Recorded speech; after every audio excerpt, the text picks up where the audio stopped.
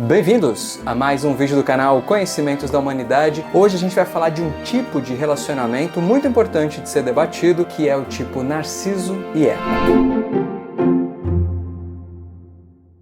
Há vários anos a gente fez um quadro no canal chamado Mitos e Lendas, em que a gente conta a história de Narciso e Eco. Hoje eu quero retomar essa história, mas não só para contar a parte mitológica, e sim entender como que esse tipo de história mitológica faz parte do nosso cotidiano. Aqui eu não vou me ater a diagnóstico, a DSM, a transtorno mental, tipos de personalidade, nada disso. Eu quero falar sobre as relações narcísicas e as relações do tipo Eco. Quem são essas pessoas? Primeiro vamos retomar a história mitológica. Narciso era um cara bonitão em que vários personagens ou várias personagens da mitologia greco-romana se apaixonavam e ele só queria saber dele. Era uma pessoa muito centrada em si. O importante era si próprio. O importante era falar dele, as próprias ideias e tudo mais. E aí tem uma personagem na história, que é Eco, que por conta de outras coisas que ela fez, ela foi amaldiçoada e acabou apenas repetindo o que os outros falavam. Ou seja, uma pessoa que perdeu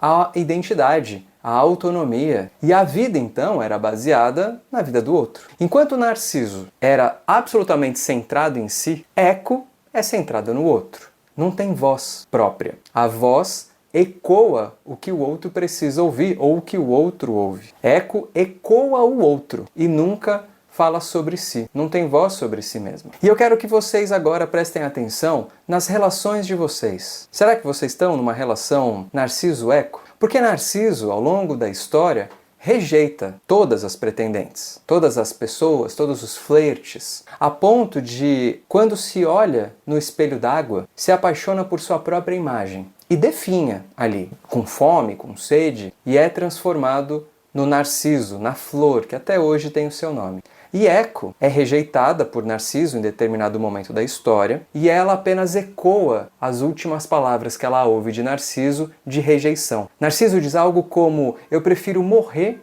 a me dispor para alguém. Algo parecido com isso. Então ela acaba ecoando essas últimas palavras, né? E eco é aquilo que a gente brinca ali nas cavernas, né? E num ambiente mais fechado, sem muita coisa, em que só repete aquilo que a gente fala. É a mesma eco. Então, voltando para as nossas relações, eu gostaria muito que vocês prestassem atenção e se perguntassem, analisassem sobre o tipo de relação que você tem com determinadas pessoas. Será que tem pessoas que se colocam como Narciso, que não dá voz para o outro, que só dá a voz para si mesmo? Aquela pessoa que, quando você conta algo, aquilo que você conta talvez não tenha muita importância. O importante é falar que eu fiz tal coisa, que eu sou o melhor, que a minha história é muito mais legal, que eu também tenho. Isso acontece muito. Eu lembro de algumas pessoas, até da época de faculdade, que a gente tentava conversar, contando alguma coisa do final de semana, e a resposta era sempre: ah, mas eu também fiz, ah, mas eu... E a questão não era o quanto que o que foi feito era superior ou inferior a alguma coisa que a pessoa fez, mas simplesmente uma conversa. Estou trocando contigo, estou contando para você que aconteceu isso aqui e eu achei muito legal. E aí você tem alguém que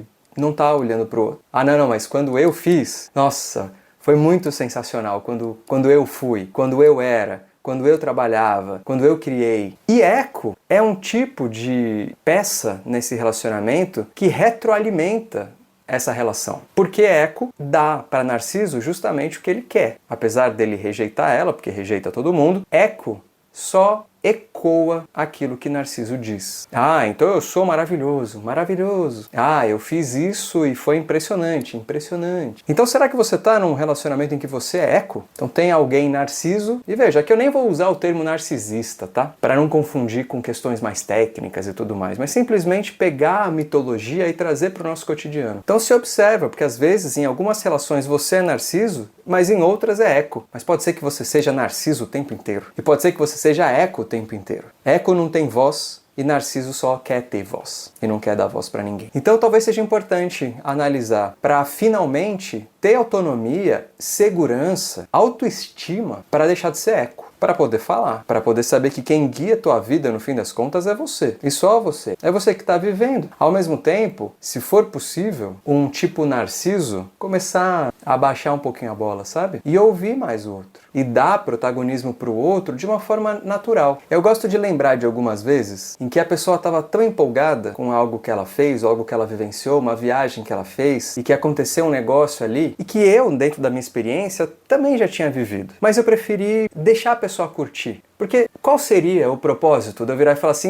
eu passei por isso também, foi muito louco, porque, legal, se fosse em outros momentos e tudo mais, talvez a troca, né, de, também fiz, é legal, né, mas naquele momento a pessoa estava tão empolgada com a sua própria história que eu preferi optar por entrar na história dela, independente da minha. A questão ali não era a minha história ou compartilhar a minha história. A pessoa estava animada compartilhando a história dela. Então eu fingi que não tive experiências. Não é nem que eu fingi que não tive esse tipo de experiência, mas aí eu quis aprofundar na experiência dela. E acaba sendo uma forma que eu gosto de fazer isso. Eu não sei se cabe para todo mundo que está vendo o vídeo, mas sabe assim, a pessoa conta um negócio, em vez de você contar o teu, pergunta mais. Mas e aí? O que você sente? Como foi? Me dá detalhes. Onde foi isso? Quanto tempo? Sei lá, qualquer coisa. É quase como se você se dispusesse para o outro. Diferente do que Narciso fala, né? Eu não quero me dispor para você. Eu prefiro morrer do que alguém ter acesso a mim. Então, acesse o outro. É nesse sentido. E para um tipo Narciso que não percebe que está vivenciando esse narcisismo, é muito difícil, porque não percebe esse tipo de nuance, talvez. Mas aqui fica a dica. Tenha voz e, ao mesmo tempo, dê voz para o outro, quando só você tem voz. Deixa aqui nos comentários o que você acha desse tipo de vídeo relacionando mitologia com a nossa relação diária, com o nosso dia a dia. Um beijo no seu coração e até a próxima.